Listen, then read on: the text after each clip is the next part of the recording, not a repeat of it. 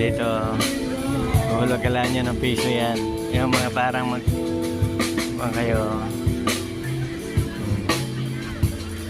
Yan. Marami pong mga estudyante. O yan, o, mga turista po naman yan. Yung mga estudyante yan.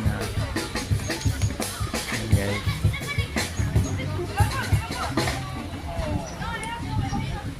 Meron din po naman kapehan dito sa pasyalang ito. Pwede po kayo magkape rito kung gusto niyo. Ayan, o. Kapehan po yan. Kung gusto niyo.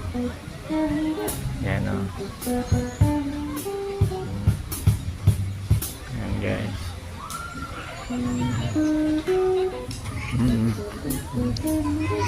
Ayan, guys.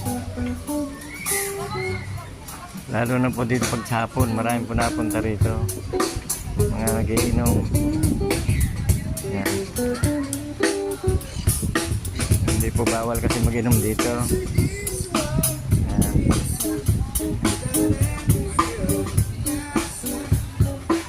Guys.